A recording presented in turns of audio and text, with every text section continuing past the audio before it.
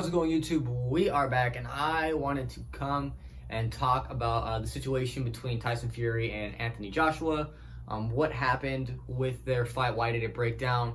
The reason behind this is I had some friends who asked me what happened because they're kind of new to boxing or casual fans, and they want to see, the best fight the best only, and they don't, watch anything in between, which I do understand, but obviously, I encourage everyone to watch, at least every single championship fight, no matter the division, no matter who it is.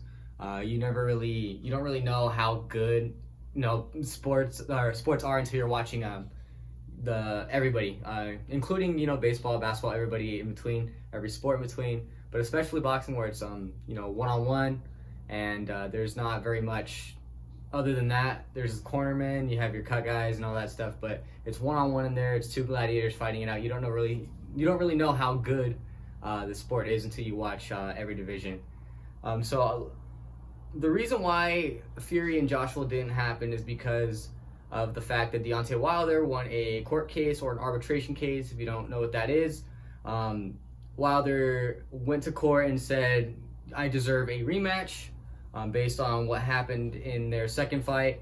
I don't know if they really deemed Fury guilty of cheating, but a lot of people accused him of cheating, and there is, photo evidence of him cheating, having his fist in the wrist area of the glove.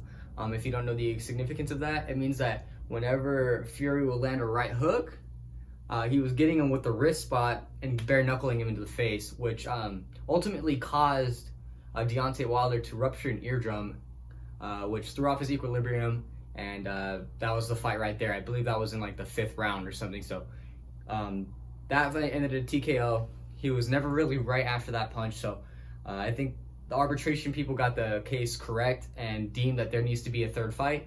But whether the winner is going to face Joshua, we have yet to see, because of the fact that the WBO has made a fight with Alexander Usyk a mandatory for Anthony Joshua. And if you guys don't know who Alexander Usyk is, because I didn't really know too much about him until I looked into him, he's a former undisputed champion. There's only been 6 guys in the world, and he was number 5 that have ever been undisputed. He unified and undisputed the cruiserweight division, which I believe is 190 pounds. He is an absolute monster.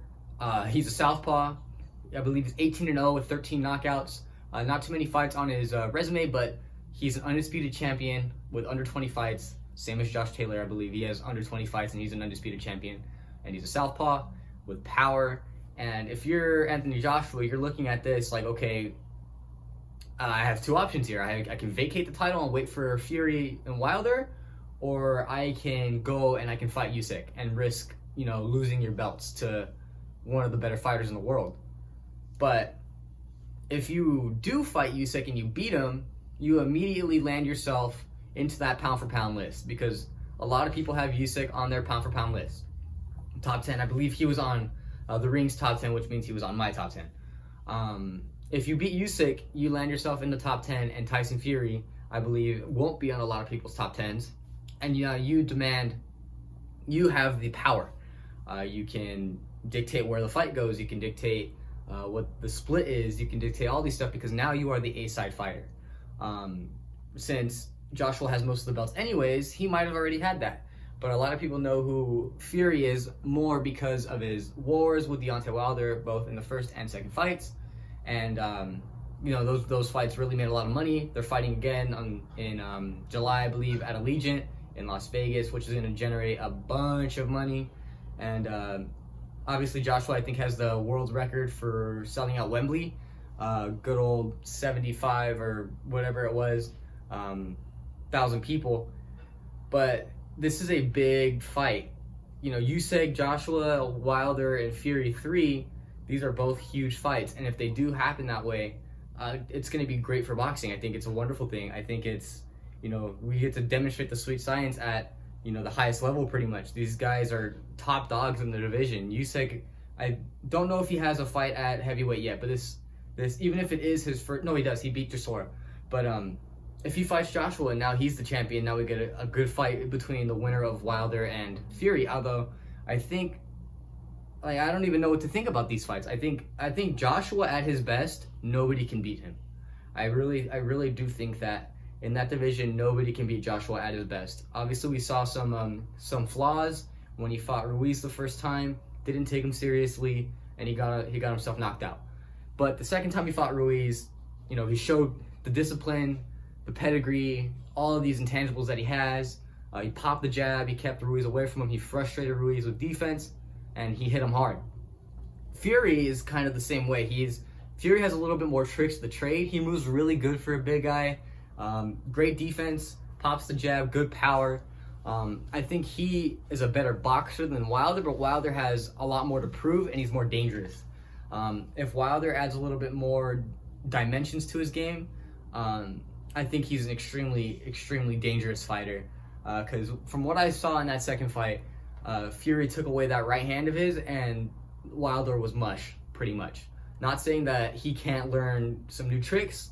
Obviously, he says he has some new artillery to go and take to Fury, and if he does show up in shape and ready to go, Fury could be in danger, because this guy's really mad, and he's probably one of the more explosive punchers in the sport, and that's a guy that I would not want to make mad, because that dude is, you know, he's strong. He's a strong guy, and that's not something that you want to end up with on the bad side of. I think Fury will still win the fight based on his talents, his defense, his tricks of the trade. You know, Gypsy King. He always has a trick up his sleeve. I think I would like to think that Joshua wins that fight, but I think both of these fights are very near the 50-50 level, where you could really split it either way. I still think Joshua Fury will end up being what we end up seeing. Hopefully in the fall time or the winter, an explosive, undisputed championship level fight between the winners of those two fights would be an amazing thing for boxing. I would love to really watch that fight, break it down, and you know, all the technicalities of it and all of these things. It would just be such a beautiful thing for the sport. But that's gonna do it for this video. Leave a like if you enjoyed, subscribe if you guys like stuff talking about boxing and stuff. Comment what else you want me to talk about.